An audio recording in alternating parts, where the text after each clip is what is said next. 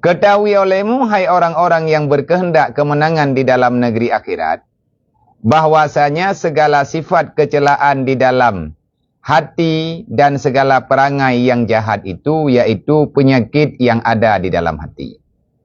Yang tamang dalam syurga tinggal orang-orang yang hana bro hati, bro perangai, dengki, iri hati.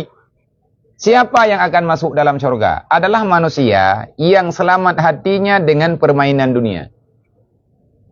Dengan permainan dunia, dengan tontonan dunia, dengan kelakuan makhluk yang ada dalam dunia, dan dengan segala persoalan yang menentang dengan urusan agama. Tengok mana ada hati dekenat. Kibanti lagi tengok. Tak ingat lagi yang Allah Ta'ala pegah. Putra nak pegah oleh Allah Ta'ala. Udkhuluha bi kalbin salim. Yang tamang dalam syurga tengah kan orang le ibadat. Yang tamang dalam syurga tengah kan manusia yang le kebaikan. Yang uro malam dia berbuat baik sebaik-baiknya.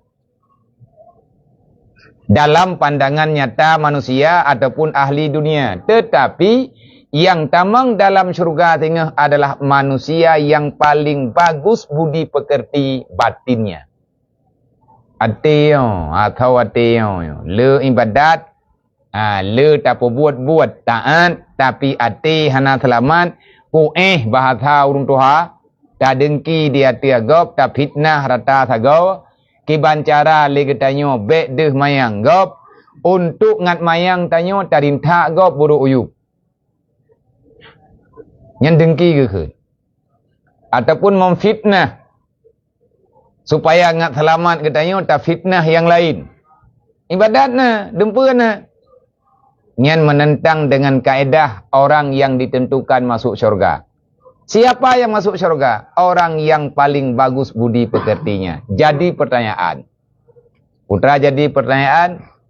Naurang dalam dunianya. Igaknya nanti ke melempah ke. Tapi ke semayang tan. Nya nak tengok pegah ke. Kena ke urung pegah haji beres tika beres. Teman thalah bacut bahanai semayang. Bacut thalah anak semayang. Karena urung ke mana? Menyebab gotong royong nyan jihiku, menyebab sedekah, menyebab sedekah nyan hana yak pegah duk nayu. Bahkan yang hantip jih tanggung.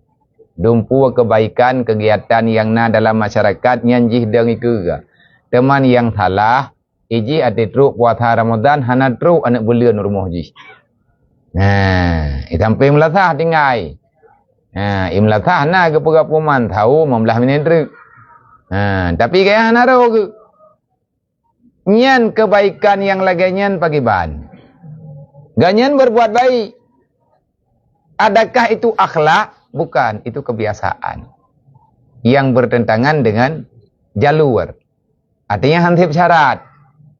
Kebaikan yang Nabi adalah ketentuan hati. Artinya pagiban.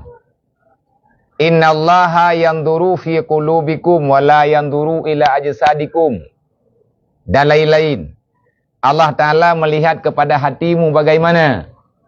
Artinya athawati pagiban. Lahir hana urusan.